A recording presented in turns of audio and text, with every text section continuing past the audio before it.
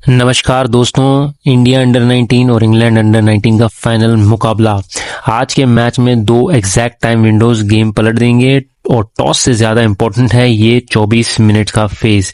अगर ये टीम गलत टाइम पे बैट करेगी मैच हाथ से निकल जाएगा। तो दोस्तों स्वागत है आपका मेरे और आपके अपने चैनल एस्ट्रो के खिलाड़ी पे। और फाइनल्स का मैच है, प्रेशर, नर्व्स और डेस्टिनी सब कुछ एक साथ काम करती है। आज हम देखेंगे कि इंडिया 19 और इंग्लैंड अंडर 19 फाइनल का पूरे मैच का टाइम फ्लो, उसके साथ साथ कब बैटिंग इजी होगी, कब कोलैप्स का डेंजर रहेगा और कौन सा टाइम विंडो मैच का गेम चेंज करेगा। इन सभी के लिए हमारे चैनल पे स्टे ट्यून्ड रहिए और हम बढ़ते हैं सबसे पहले सेक्शन की तरफ जो है हमारा टाइम फ्लो। यहाँ पे फेज 1 यानी कि 9:40 से लेके 10:50 तक मैच का स्टार्ट होता है एरीज राइजिंग के साथ। एरीज एक फायर साइन है और एग्रेसिव फियरलेस अटैकिंग क्रिकेट को आगमन देता है। यहाँ पे जो भी टीम यहाँ बैटिंग करेगी अंडर 19 के लिए परफेक्ट एनर्जी होगी। ओपनर्स अटैकिंग में दिखेंगे, शॉट सिलेक्शन भी बहुत बढ़िया होगा और बाउंड्रीज आती रहेंगी इस टाइम पे। तो 9:40 से लेके लगभग 10:50 तक यहाँ पे बढ़िया बैटिंग आप एक्सपेक्ट कर सकते हैं। 1 से 2 विकेट मैक्सिमम यहाँ गिर सकते हैं। जो न्यूट्रल फेजेस दिखाई दे रहे हैं वहां पे विकेट गिरने के चांसेस है, लेकिन ओवरऑल वहां पे बढ़िया बैटिंग रहेगी। उसके बाद बात करते हैं फेज 2 की। यहाँ पे है 11 बजे से लेके 12:20 तक। तो यहाँ मैच एंटर करता है टॉरस फेज में। टॉरस यानी कि पेशेंस, डिसिप्लिन और पार्टनरशिप्स की बातें करता है। यानी कि पिच भी यही स्लो हो जाती है, स्पिनर्स का रोल भी यहां बढ़ जाता है और साथ ही साथ अगर आप देखेंगे फ्लैशी बैटिंग यहां पे नहीं हो पाएगी। जो भी बैट्समैन यहां होंगे उनको थोड़ा सोच समझ के खेलना होगा, बिल्कुल टेम्परामेंट के साथ खेलना होगा। इस वक्त में सिंगल्स डबल्स इंपॉर्टेंट है। रिस्की शॉट पे विकेट बहुत गिर सकते हैं, स्पेशली 11 बजे से लेके 11:20 तक और 11:30 से लेके 11:40 तक। ये दो फेजेस में तो डेफिनेटली विकेट गिरने के चांसेस कम होंगे, पर विकेट्स बचाना सबसे ज्यादा जरूरी है इस फेज में। यहां अगर कोलैप्स होता है तो टोटल जो होगा वो एवरेज या बिलो एवरेज ही रह जाएगा। फिर चलते हैं फाइनल फेज की तरफ जो होता है प्री लंच, यानी कि 12:40 से लेके 1 बजे तक, जो एंड ऑफ द इनिंग्स तक लेके जाएगा। लंच से पहले ये छोटा एक्सेलरेशन विंडो मिल रहा है। जो भी टीमें बैट करने आती है यहाँ पे ट्राई करेंगे कि बैट्समैन स्ट्राइक भी रोटेट करे और बाउंड्री भी निकाले। एक्सपेक्टेशन यही है कि इस फेज में कम से कम 100 रन बनाते हुए दिखाई दे हमारी जो टीम बैट करी है। मैच यहाँ पे बिल्कुल बैलेंस में मेंटेन होगा। तो शुरुआत जब आप देखेंगे 9:30 बजे से लेके लगभग 11 बजे तक बढ़िया शुरुआत होगी। बैटिंग अच्छी होनी चाहिए, विकेट्स भी गिरेंगी लेकिन 1-2 से ज्यादा नहीं गिरेंगी। जो इंपॉर्टेंट फेज है वो है 11 बजे से लेके 12:20। यहाँ पे बहुत संभल के खेलना होगा। अब चलते हैं सेकेंड इनिंग्स की तरफ जो है पोस्ट लंच। यहाँ पे 1:30 से लेके 5 बजे तक होगी सेकेंड इनिंग्स का फ्लो। हम बात करते हैं सबसे पहला फेज जो है 1:30 से 2। यहाँ पे लंच के बाद अगर आप देखेंगे तो जेमिनी राइजिंग होगा। ये जो है बहुत अच्छा और इंपॉर्टेंट फेज है जो सेकंड इनिंग में बैट करने हैं। यहाँ पे स्मार्ट क्रिकेट बहुत इंपॉर्टेंट है।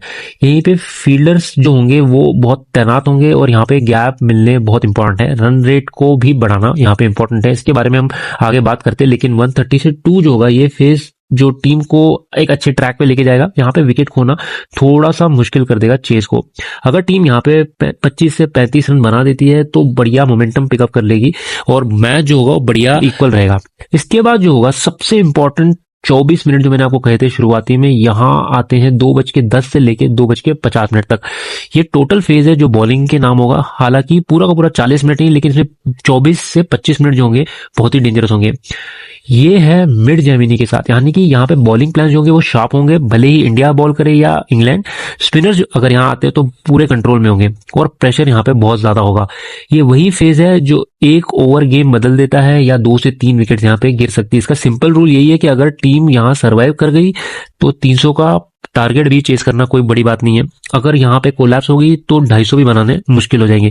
तो ये फेज में बहुत सोच समझ के बैटिंग करनी पड़ेगी। अब बात करते हैं ट्रांजिशन फेज की जो 3 बजे से लेके 3:20 तक होगा। ये ब्रिज फेज है, यानी कि ना फुल अटैक ना फुल डिफेंस, बिल्कुल दोनों टीमें अच्छा करती हुई दिखाई देंगी। बैट्समैन जो है यहाँ पे प्लेटफॉर्म सेट करते हुए दिखाई देंगे डेथ ओवर्स के लिए। डेथ ओवर्स यानी कि कैंसर राइजिंग 3:30 से लेके 5 बजे तक। ये मैच का सबसे पावरफुल फेज है। कैंसर राइजिंग यानी कि वाटर एनर्जी, और सबसे इंपॉर्टेंट इंडिया के कैप्टन आयुष मात्रे का सनसाइन भी कैंसर है। ये अलाइनमेंट यूजुअली रेयर होता है, लेकिन इस विंडो में शॉर्ट टाइमिंग इंप्रूव होगी, भले इंडिया बैट करे या इंग्लैंड। मिडिल और लोअर मिडिल ऑर्डर यहाँ पे कॉन्फिडेंटली खेलता हुआ दिखाई देगा। पार्टनरशिप्स भी अनएक्सपेक्टेड रन निकालते दिखाई देगी और यहाँ पे जो भी टीम बैट करे, जो बचे हुए 10 या 15 ओवर हैं, यहाँ पे आराम से 100-150 रन बना सकती है। बहुत ही अच्छी बैटिंग होगी। सबसे बेस्ट फेज होगा पूरे इनिंग्स का यहाँ पे बैटिंग करना, लेकिन इंपॉर्टेंट फेज है 2:10 या 2:20 से लेके 2:50। यहाँ पे विकेट्स नहीं खोनी चाहिए। यहाँ पे विकेट्स अगर खोती है टीम फिर चेस करना बहुत मुश्किल होगा। तो यहाँ पे बहुत ध्यान दीजिए कौन सी टीम चेस करती है और कौन सी टीम यहाँ पे बैटिंग में कितने विकेट्स खोती है। तो ये रहा हमारा टाइम फ्लो दोस्तों। अब बात करते हैं हम ड्रीम 11 की, वेरी लकी प्लेयर्स की list based on astrology and numerology. So सबसे पहले बात करते हैं यहाँ पे एस्ट्रोलॉजी की। तो एस्ट्रोलॉजी के लिए यहाँ पे मैं चार्ट्स और ज़ोडिएक साइंस यूज करता हूँ प्लेयर्स की, जो भी डेट ऑफ बर्थ अवेलेबल है उसके हिसाब से मैंने यहाँ पे वेरी लकी न्यूट्रल और बिलो न्यूट्रल में इनको सेपरेट किया हुआ है। वेरी लकी में आते हैं हमारे RS अम्बरीश, दीपेश देवेंद्रन, फरहान अहमद और मैनी लम्सडन। लकी में आते हैं एरॉन जॉर्ज, आयुष मात्रे, कनिष्क चौहान, अनिल पटेल और बेन डॉकिंस, साथ साथ ही बेन मेयर्स और एलेक्स फ्रेंच। वहीं पे न्यूट्रल में हमारे वैभव सूर्यवंशी आते हैं, जो ठीक ठाक परफॉर्मेंस करते हुए दिखाई देंगे एज पर एस्ट्रोलॉजी, लेकिन उसके बारे में हम फिर न्यूमरोलॉजी में चेक करेंगे और फिर हम लास्ट में फाइनल डिसीजन लेंगे वेदर ने पिक करना चाहिए नहीं। वेदांत त्रिवेदी, किलान पटेल, जोसेफ मूर्स और सेबेस्टियन मॉर्गन। वहीं पे बिलो न्यूट्रल में आते हैं विहान मल्होत्रा, अभिज्ञान Kundu, Thomas र्यू, celeb falconer, रैल्फी Albert और जेम्स मिंटो। वेरी लकी वाले प्लेयर्स जैसे कि आप लोगों को पता है बहुत ही बढ़िया करेंगे, इनके ज़ोडिएक साइंस, इनके जो चार्ट्स हैं अच्छे हैं इस मैच के लिए, तो अच्छे परफॉर्मेंस दिखाई देंगे।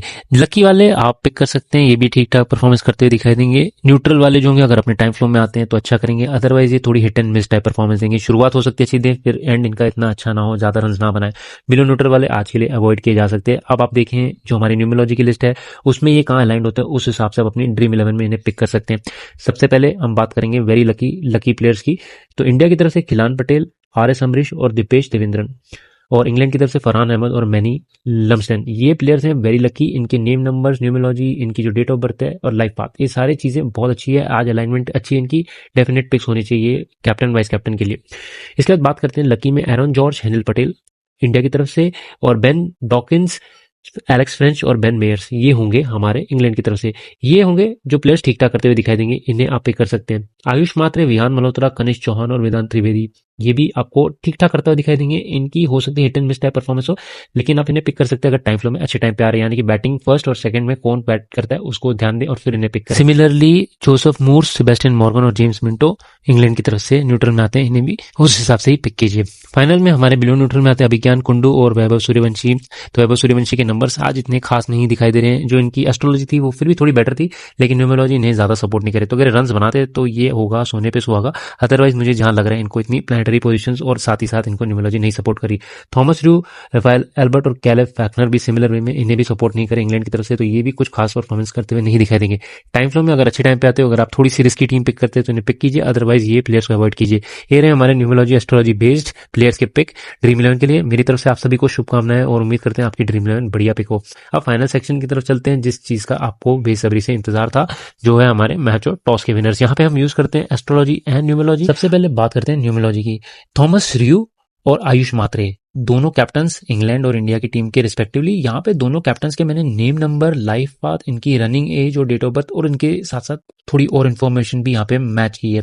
बिल्कुल ही 50-50 का टॉस प्रेडिक्शन है यहाँ पे जो मुझे दिखाई दे रहा है। दोनों ही कैप्टन के लिए न्यूट्रल है, कोई भी कैप्टन यहाँ पे फेवरेट नहीं है। ये जो डे है नंबर 6 पे आता है, अगर आप इसको कैलकुलेट करते हैं और अगर आप टोटल करते हैं तो ये आता है नंबर 9 पे, जो दोनों ही कैप्टन के लिए बिल्कुल न्यूट्रल है, यानी कि 50-50 का माहौल है यहाँ।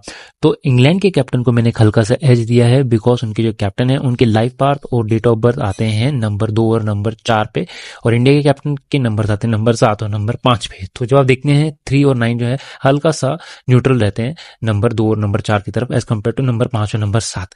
तो टॉस इंग्लैंड की तरफ। मैच की बात करते हैं, नंबर 6 और नंबर 9, नंबर 3, ये 3 नंबर जो है फैमिली नंबर होते हैं। इंडिया जो है नंबर 3 पे आती है, दिन है नंबर 6 का, और 9 जो है वो टोटल आप जब डेट करते हैं तो आता है। सिंपल लैंग्वेज में बताऊं तो this match is for India to lose, यानी कि ये मैच इंडिया का होना चाहिए 99%। 100% तो एस्ट्रोलॉजी न्यूमरोलॉजी में और स्पोर्ट्स में कुछ नहीं होता, लेकिन 99% यहाँ पे चांस है इंडिया को जीतने के। नंबर्स, डे और जो कैप्टन के फॉर्म है, जो प्लेयर की फॉर्म है, प्लेयर के नंबर्स हैं वगैरह, सब सपोर्ट करिए यहाँ पे इंडिया को। लेकिन कहते हैं कि मैच में कुछ भी हो सकता है, तो वो जो 24 मिनट मैंने आपको बताए थे बहुत इंपॉर्टेंट है। वहां पे अगर इंडिया बैट करती है तो बहुत ही सोच समझ के बैटिंग करे, वहीं पे इंग्लैंड का भी सेम चीज। अब बात करते हैं एस्ट्रोलॉजी की। एस्ट्रोलॉजी में हमने जो टाइम फ्लो देखा, दोनों ही टीम के लिए बराबरी वहां पे चांसेस हैं। तो टाइम फ्लो में देखेंगे तो बैटिंग अगर पहले इनिंग्स में बिल्कुल फ्लैट नहीं है, वहां पे थोड़ी बहुत न्यूट्रल फेजेस है, तो सेकंड इनिंग्स में बॉलिंग फेजेस ज्यादा है। तो बिल्कुल 50-50 है, बैटिंग फर्स्ट करें सेकंड करें, ज़्यादा मुझे चांसेस नहीं दिखाई दे रहे कोई भी टीम को इतना फेवरेबिलिटी के। हालांकि यहाँ पे मैं यही कोशिश करूंगा कि इंडिया यहाँ पे फर्स्ट बैटिंग करे ताकि स्कोर अच्छा बना पाए और प्रेशर सेकंड इनिंग में ज़्यादा बिल्ड ना हो।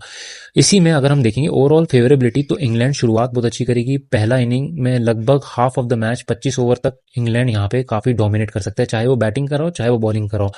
उसके बाद से जो होगा वो न्यूट्रल फेज में चले जाएगा फर्स्ट इनिंग्स का पार्ट, यानी कि दोनों टीमें अच्छा करेंगे और जो सेकंड इनिंग्स होगी वहां पे इंडिया ज्यादा अच्छा करता हुआ दिखाई देगा।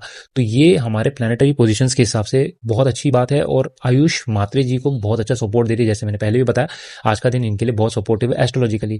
तो ये रहे दोस्तों मेरे प्रेडिक्शन इस मैच के लिए। उम्मीद करते हैं मैच अच्छा हो, रोमांच से भरा हो और इंडिया यहाँ पे जीत के एक हिस्ट्री बना ले। तो हम मिलेंगे मैच जीतने के बाद, बट फिलहाल इस मैच के प्रेडिक्शंस ये रहे। उम्मीद करते हैं आपको पसंद आए। अगर आते तो हमारे चैनल को जरूर सब्सक्राइब कीजिए, इस वीडियो को लाइक कीजिए, शेयर कीजिए जितने भी आपके दोस्त हैं, फैमिली वाले, सबके साथ। फिर मिलेंगे दोस्तों। नमस्कार, आदाब, सत श्री अकाल और जय हिंद दोस्तों।